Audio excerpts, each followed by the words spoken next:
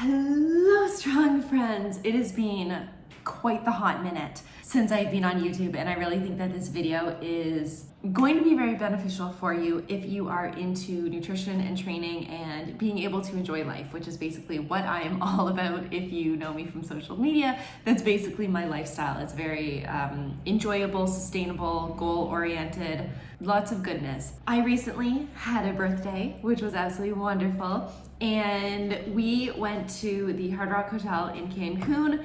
It is not about the hotel. It is about this video. It's about me sharing how I was able to still align with my goals and the things that are important for me, but still be flexible with the adjustments. Because obviously if I'm going to a hotel, a resort, and all-inclusive, I do not drink alcohol. That is my personal choice. It has been like 9 years since I drank alcohol. I just don't do it. But there are different things that are going to happen. My workouts are going to be different. My nutrition is going to be different. Do I still stay aligned with my goals and things that are non-negotiables for me every single day? This is what this video is about. Yes, my goals are very important to me, and yes, I still keep them top of mind when I'm out anywhere, but especially this last weekend. This wasn't it's my birthday, let loose, I'm on vacation, eat the tacos, don't track the food, drink the alcohol, let loose. It's not about that, because my lifestyle doesn't change really for the most part. I still love what I do. I love tracking my nutrition. I love being aware of the data. I'm not going to track everything to the single gram every single time. Example, this weekend I didn't track everything, but I still tracked a lot because this stuff still is important to me. It's not a break from routine or a break from my restrictions.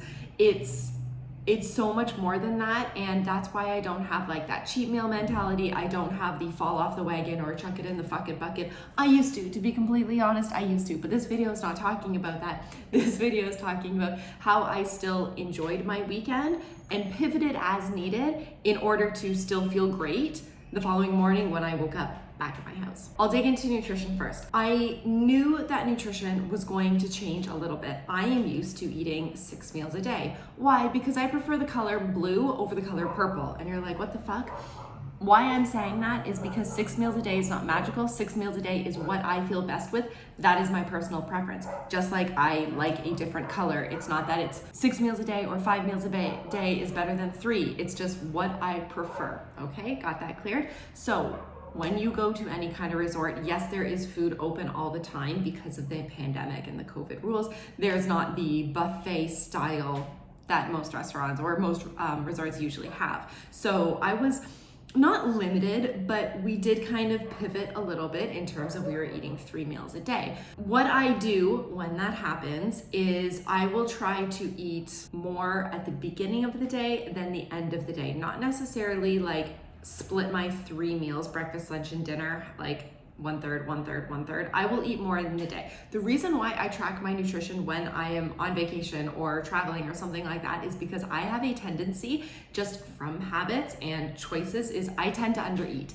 And I don't want to do that, especially when I'm trying to grow right now and trying to put on a little bit of muscle. It's really important to me to be eating as much as I am eating. So that is why I still tracked my nutrition this weekend. So I will eat more in the mornings because I am much more active in the mornings. I still go for my 30-minute non-negotiable walk, which I'll talk about in a moment.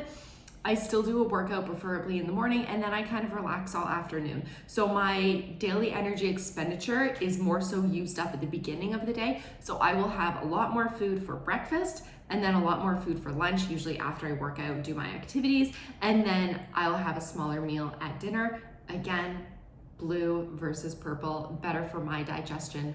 Personal. Okay, we got that? So I did make some adjustments. I still tracked my nutrition. Was it perfect? No, absolutely not. Did I track everything to the gram? No. Did I guesstimate a little bit? Yeah, I did. Is there going to be a shit ton of sodium and added salts and sauces and oils? Probably. Am I freaking out? No. I know that I do have food sensitivities that I avoid. If something's cooked in butter or milk, I will not eat it. My stomach does not like that, so I will avoid that. So I ask questions, and the nice thing is, especially if you're at like a really good resort or a hotel, if you ask for a modification, they are very happy to accommodate. I have never had an issue.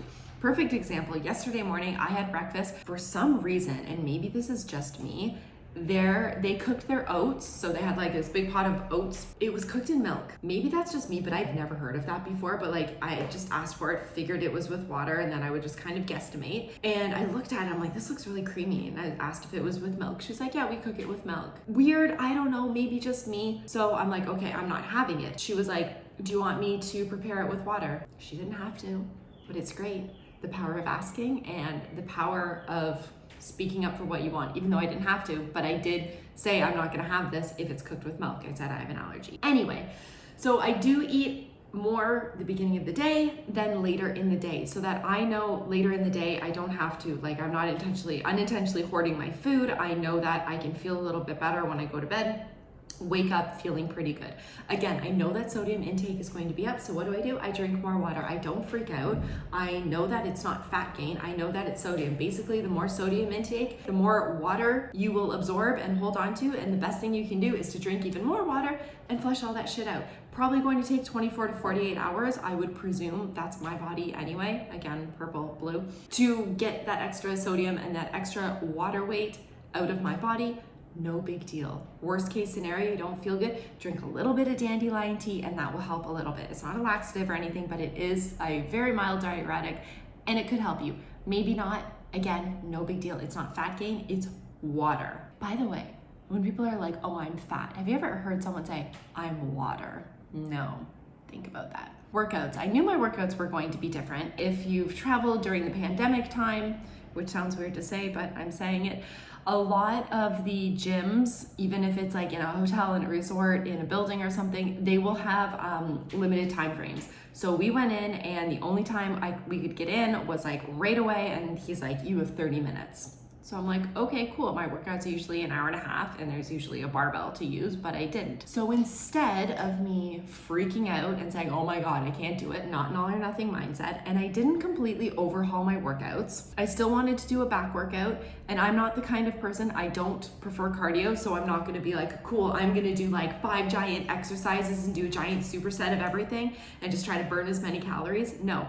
My protocol, and it's the exact same thing that I just talked about in one of my recent podcasts, is how can I stimulate the most amount of muscle hypertrophy in the least amount of time? So I stuck to the top 3 exercises that were already in my program, heavy movements. I still took the rest as needed and I did what I could do. I adjusted the weight a little bit, but the goal was to stimulate hypertrophy as much as possible in that amount of time. The exercises don't necessarily matter. The reps don't necessarily matter. It is the focus and the attention to detail in how you stimulate hypertrophy in each specific set. Got that? So workouts, I pivoted just a little bit. I still felt great. Was it the best workout ever? Fuck no. Did it get the job done? Did I feel good afterwards? Yeah, my back felt tight. I got a pump. I felt really good. Bonus, when you have more sodium and water in your body, you actually get a much better workout pump. So if you're at a resort and you feel kind of like fluffy or full of water, whatever the case is, go get a great workout in and you'll feel phenomenal.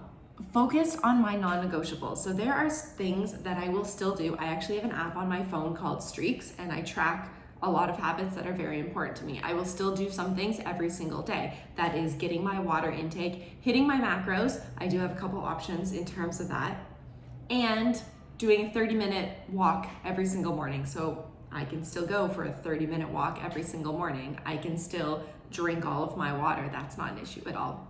So I still stuck to some of my routine, some of my habit, because I know that's what makes me feel really, really good. And the big takeaway with all of this, besides eat tacos, is focus on the things that you can control. Yes, I was going to a resort in order to enjoy my birthday, but that doesn't mean that nothing else is important to me. That doesn't mean that everything that I work towards needs to be like thrown out the window, thrown in the bucket, thrown in the towel, whatever you want to say.